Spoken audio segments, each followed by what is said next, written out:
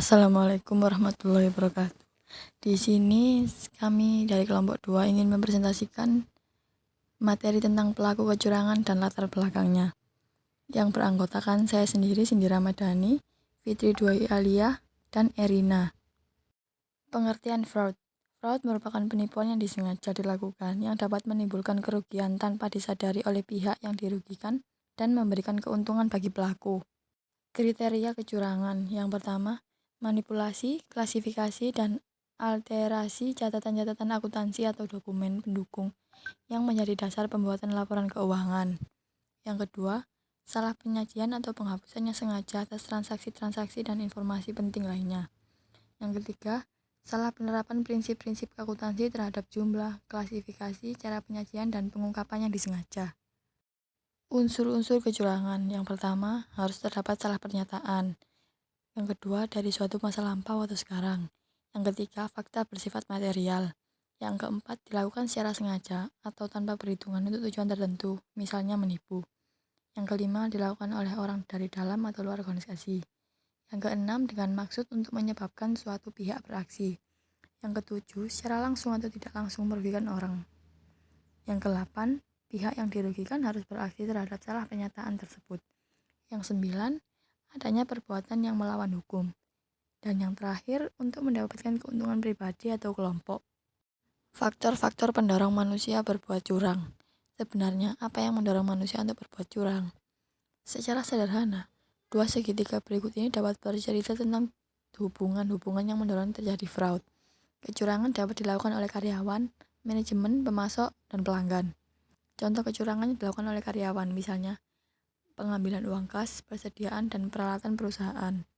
Kecurangan yang dilakukan oleh manajemen terkait rekayasa laporan keuangan untuk mempertinggi laba bersih. Kecurangan yang dilakukan oleh pemasok, yaitu menaikkan harga sepihak.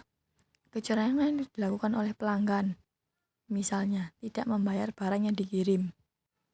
Jadi sebenarnya faktor-faktor penyebab kecurangan dimungkinkan karena tekanan atau pressure keuangan, penyakit mental, ataupun tekanan karena beban pekerjaan.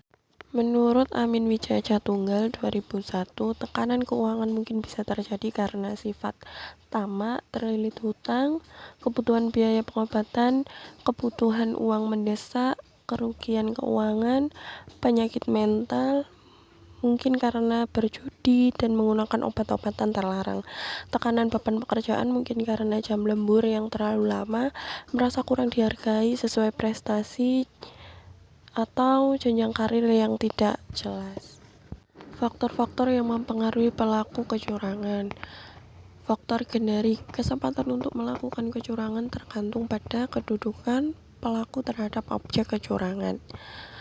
Yang berikutnya, pengungkapan suatu kecurangan belum menjamin tidak terulangnya kecurangan tersebut, baik oleh pelaku yang sama maupun oleh pelaku yang lain. Faktor individu ini dibagi menjadi dua kategori, meliputi faktor moral dan faktor motivasi. Faktor moral biasanya berhubungan dengan keserakahan dan faktor motivasi biasanya berhubungan dengan kebutuhan. Penyebab terjadinya fraud.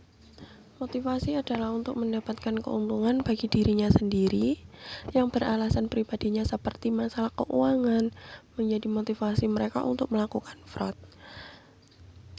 Sarana mencakup semua media yang digunakan untuk melakukan kecurangan dan adanya kesempatan karena kurangnya pengawasan internal dan pemahaman tentang aturan dapat menjadi ruang untuk melakukan kecurangan. Fraud. Gejala kecurangan manajemen.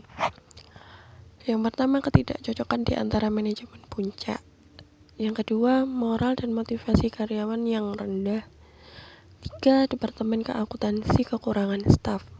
Yang keempat, tingkat komplain yang tinggi dari pihak konsumen, pemasok, atau badan otoritas. Yang kelima, penjualan laba menurun sementara utang dan piutang meningkat. Yang keenam, kekurangan kas secara tidak teratur. Nah, berikut ada gejala kecurangan karyawan nih. Yang pertama, pembuatan ayat jurnal penyesuaian tanpa otoritas manajemen. Yang kedua, pengeluaran tanpa dokumen pendukung. Yang ketiga, pencatatan yang salah pada jurnal atau buku besar. Yang keempat, penghancuran, penghilangan, dan pengerusakan dokumen pendukung pembayaran. Yang kelima, mahalnya harga barang yang dibeli secara tiba-tiba. Dan yang keenam, pelanggaran mutu barang. Macam-macam kecurangan. Yang pertama yaitu penggelapan, contohnya penggelapan uang perusahaan. Yang kedua, manipulasi pelanggaran karena jabatan. Contohnya seperti menutupi kesalahan atau pelanggarannya dengan jabatan yang ia miliki.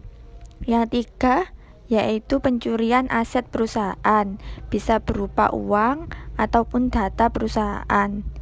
Yang keempat, yaitu kelakuan buruk, contohnya pelanggaran kebijakan perusahaan. Yang kelima, penggelapan pajak. Keenam, penyuapan.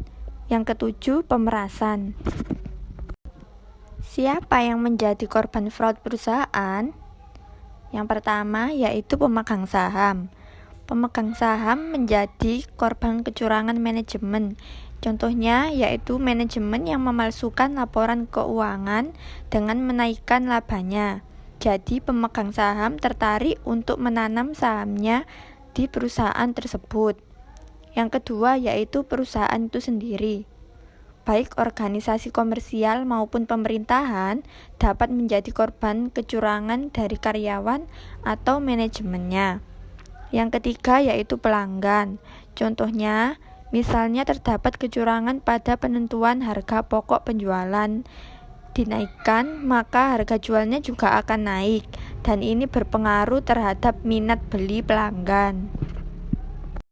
Kebijakan-kebijakan perusahaan untuk meminimalisir adanya fraud.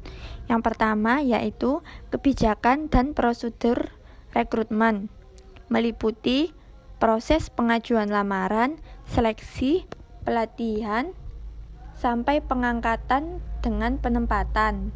Yang kedua, yaitu kebijakan dan prosedur sanksi, yaitu memberikan sanksi kepada karyawan atau manajemen yang melakukan pelanggaran. Yang ketiga, yaitu kebijakan dan prosedur reward pegawai. Pegawai akan merasa dihargai jika diberikan reward sesuai dengan kerja yang ia lakukan, maka ini akan meminimalisir untuk pegawai melakukan kecurangan. Selanjutnya yaitu kebijakan cuti paksa pegawai. Dalam hal ini, kebijakan perusahaan untuk melakukan cuti paksa, salah satu kriteria terjadinya fraud adalah pegawai yang hampir tidak pernah cuti. Jadi, dengan adanya cuti paksa ini, diharapkan pegawai yang lainnya dapat menggantikan posisi pegawai tersebut, sehingga jika ada kecurangan maka dapat terdeteksi oleh pegawai lainnya. Yang kelima yaitu audit secara berkala. Platform Binomo, platform yang sedang ramai diperbincangkan karena dianggap menggunakan skema money games dan banyak korban yang mengaku rugi besar usai mencoba mengais rezeki dari platform ini. Badan Pengawas Perdagangan Berjangka Komoditi atau Bapeti memasukkan Binomo dalam daftar investasi bodong karena tidak terdaftar dan berizin dari regulator tanah air. Situsnya sering diblokir oleh Kominfo, tetapi tetap lahir yang baru. Pada dasarnya, ini bukan trading karena tidak ada barang yang diperdagangkan di sana. Hanya menebak beberapa menit atau beberapa jam ke depan harga naik atau turun. Kalau naik dapat keuntungan dan kalau turun loss atau rugi. Akan tetapi, ternyata pergerakan harga tersebut bukan berasal dari aktivitas real, melainkan diduga merupakan skema manipulasi di dalamnya. Dalam kasus yang ekstrim, chart atau candlestick dapat dimanipulasi sedemikian rupa agar menguntungkan pihak bandar. Indra Kents terancam hukuman penjara selama 20 tahun dengan pasar berlapis, yakni tindak pidana pencucian uang hingga penipuan. Total aset yang disita mencapai 57,2 miliar. Total nilai aset yang sudah disita milik Indra Kents sebanyak 43,5 miliar. Nilai total aset yang akan disita sebanyak 57,2 miliar.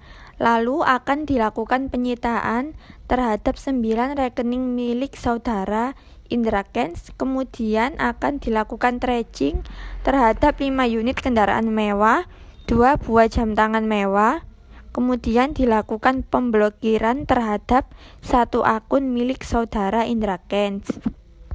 Sekian presentasi dari kelompok kami. Kurang lebihnya mohon maaf. Apabila ada yang bertanya atau menanggapi, silahkan.